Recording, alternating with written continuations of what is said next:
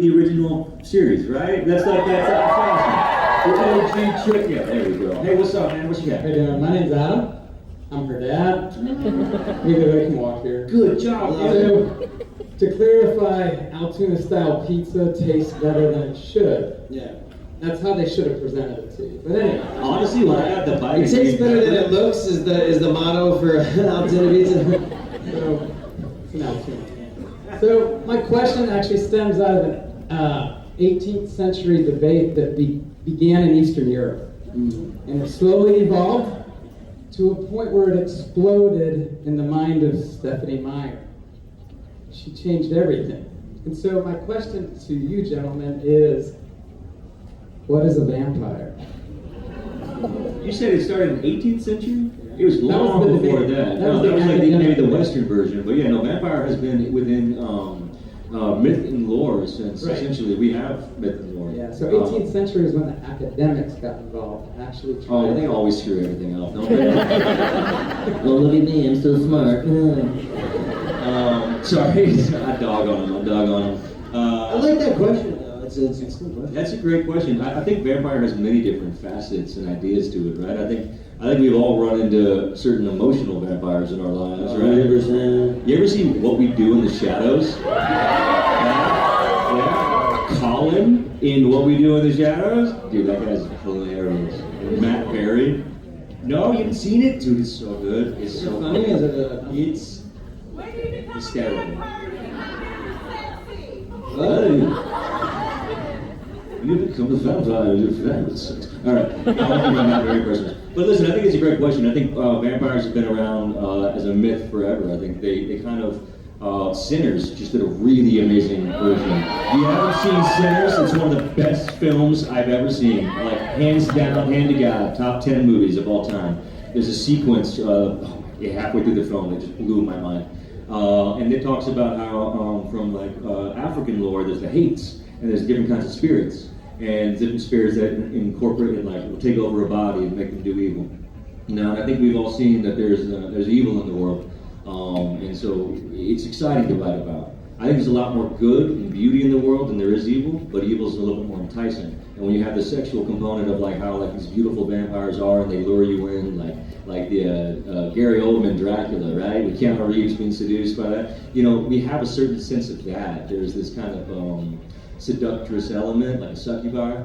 And I think it's a really fascinating thing. When then Stephanie Myers came in there and kind of added this new, very romantic. Romeo and Juliet kind of vibe with a vampire backdrop.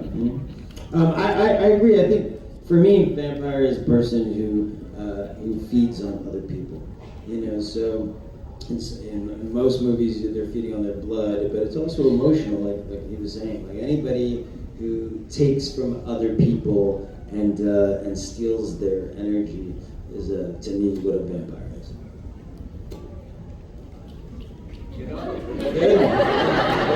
I mean, I love all those answers. I mean, no other vampire matters besides the Twilight one, so that's they sparkle and they don't have fangs, so that's no, I love from late growing up. I loved Wesley Snipes.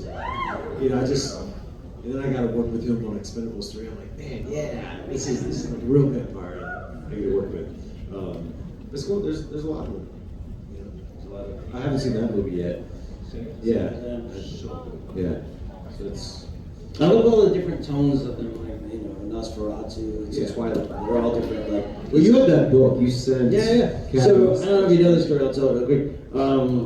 I didn't originally get the role of Carlisle in the movies, so I read for it. Well, my agent called me and said, "Do you want to do a vampire movie?" And I said no, because I was thinking bats and caves, and not just anything wrong with that. I just wasn't into it at the time. And they said, "No, it's based on this book. It's got a small following." Because at the time it was a little small following. And they said Catherine Hardwicke's directing it, and I said, "Oh well, I really like Catherine." I said, "When's the audition?" They said, "Tomorrow." I said, "Is there a script?" They go, "No." I said, "There's a book." They said, "Yeah." So I went out and I read the book, and it was like midnight, and I started reading it. I'm like, "Let's just go to Carlisle." Oh, there's Carlisle. Oh, most handsome man. I like that part. Movie star looks. I'm gonna have to use a lot of makeup for that, but okay. So then I stayed up the whole night rereading because I was like, oh, this is kind of good, and I went and read it from page 1, you know, because I got sucked in. And I went to the audition the next day. My eyes were bloodshot and red, and they were like, "You're perfect." But I did read for it, and I thought it went well.